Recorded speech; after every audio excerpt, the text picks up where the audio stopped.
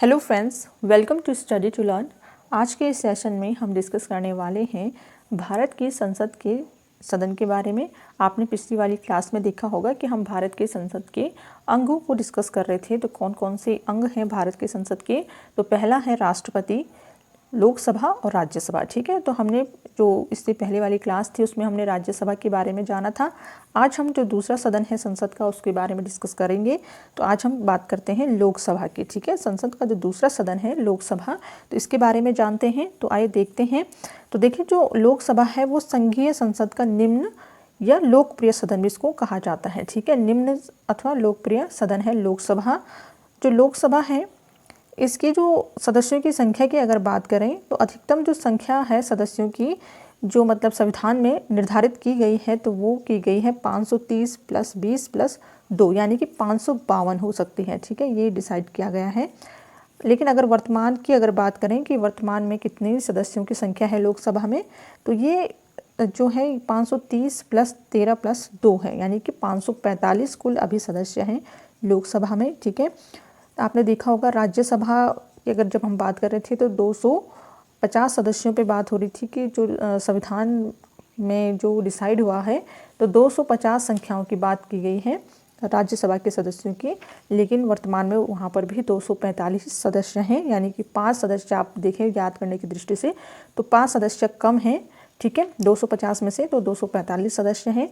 और लोकसभा की बात करें तो लोकसभा में 552 सदस्य हैं, जो कि 7 सदस्य कम हैं। अभी 545 जो संख्या है वो लोकसभा के सदस्यों की है। ठीक है, अब इसमें आगे हम देखते हैं 84वें संविधान संशोधन अधिनियम 2001 के अनुसार लोकसभा एवं विधानसभा की सीटों की संख्या में सन 2026 तक कोई परिवर्तन नहीं किया जाएगा। ठीक है, तो ये बात हुई है जो 84वें, ठीक है, 84 जो संविधान संशोधन है तो ये जो अधिनियम बनाया गया था ये 2001 में बनाया गया था। तो इसके अनुसार ये बात हुई थी कि लोकसभा एवं विधानसभा की सीटों की संख्या जो है 2026 तक, ठीक है, अभी ये 2022 चल रहा है तो 2026 तक कोई भी परिवर्तन नहीं करने की बात इसमें की गई है। कौन सा संविधान संशोधन है ये याद रखना है, 84वें संविधान संशोधन की ये बात हो रही है। ठीक है, अब आते हैं निर्वाचकों की योग्यताएं। ठीक है, यानी कि जो निर्वाचन किए जाते हैं सदस्य,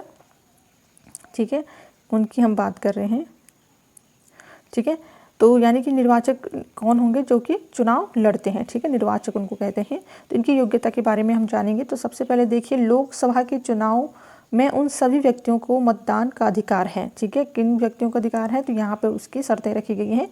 पहला है जो भारत के नागरिक हैं। ठीक है, भारत का नागरिक होना चाहिए वही निर्वाचक बन सकता है, वो वोट दे सकता है, मतदान कर सकता है। ठीक है, फिर है जिनकी आयु 18 वर्ष से अधिक हो। तो ये बात डिसाइड की गई है कि मतदान के लिए कितनी आयु चाहिए, 18 वर्ष से अधिक या 18 वर्ष। ठीक है, फिर है जो पागल या दिवालिया नहीं हो। ठीक है, बिल्कुल भी उसकी जो मानसिक स्थिति है वो सही हो। ठीक है, नॉर्मल इंसान हो, सामान्य हो तो ही वह जो है मतदान कर सकता है। फिर है जिन्हें, आगे बढ़ेंगे, जिन्हें संसद के कानून द्वारा किसी अपराध या भ्रष्टाचार या गैर कानूनी व्यवहार के कारण मतदान से वंचित नहीं कर दिया गया हो। ठीक है, तो संसद का जो कानून डिसाइड किए गए हैं तो उसके अनुसार भ्रष्टाचार या गैर कानूनी व्यवहार के कारण मतदान से वह वंचित ना रह गया हो तो ऐसे व्यक्ति को भी मतदान देने का अधिकार होता है। ठीक है, फिर अब इसमें हम बात करेंगे कि जो लोकसभा के सदस्य चुने जाते हैं तो उनकी क्या योग्यताएं होनी चाहिए। तो सबसे पहले देखिए, वह जो व्यक्ति है जो सदस्य चुना जाएगा लोकसभा का, तो वह पहली तो बात है कि वह भारत का नागरिक हो। ठीक है, कोई विदेश का नहीं हो, कोई अन्य देशों का नहीं हो, बल्कि वह स्वयं पहले भारत का नागरिक हो।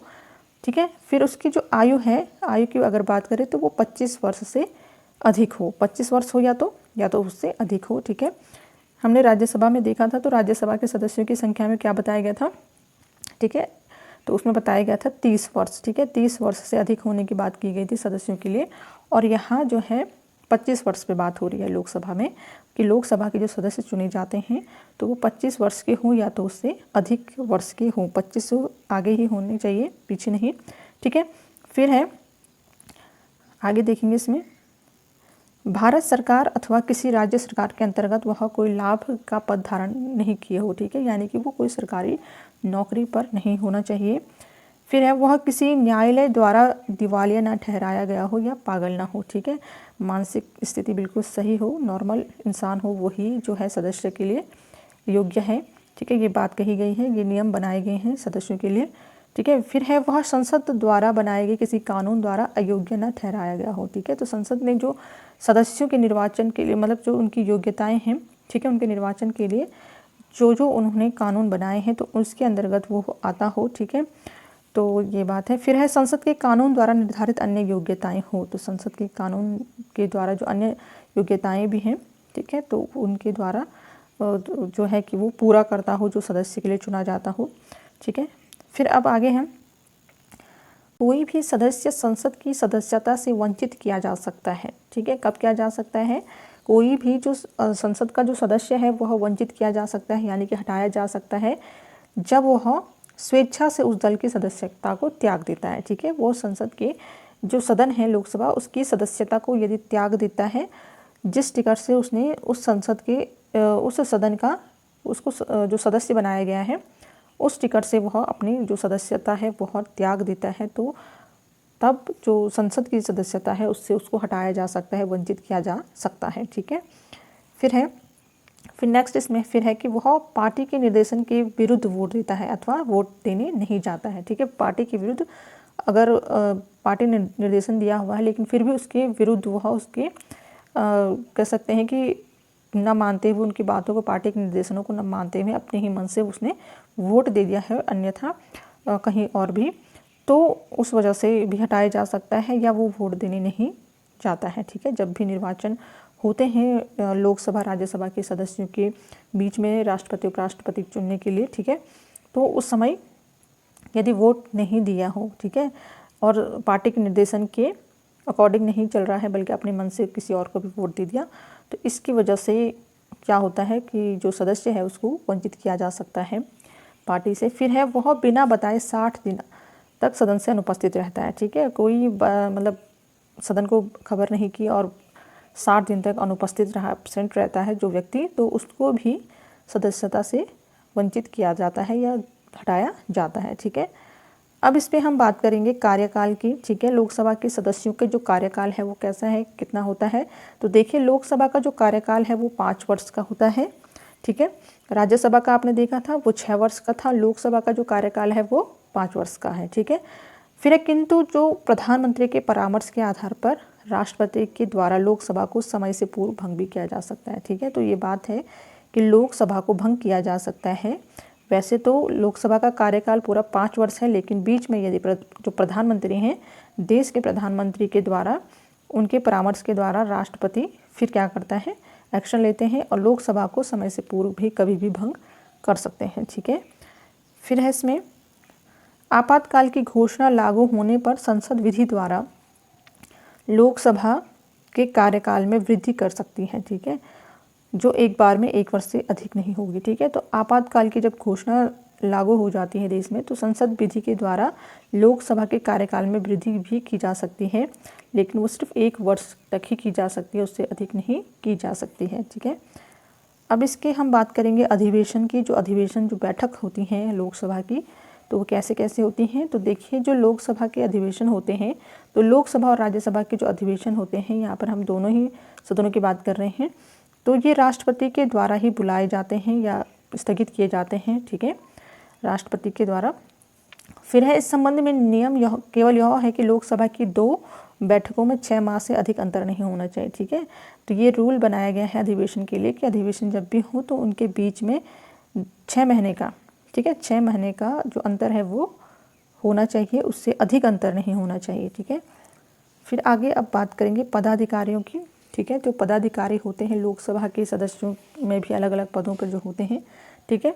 तो देखिए लोकसभा स्वयं ही अपने सदस्यों में से एक अध्यक्ष और एक उपाध्यक्ष का निर्वाचन करती है, ठीक है। स्वयं ही अपने आप से ही जो है लोकसभा क्या कर लेते हैं, डिसाइड कर लेते हैं कि कौन अध्यक्ष होगा और कौन उपाध्यक्ष होगा, ठीक है। तो वो स्वयं से ही अपने सदस्यों में से किसी को भी अध्यक्ष या उपाध्यक्ष चुन लेते हैं।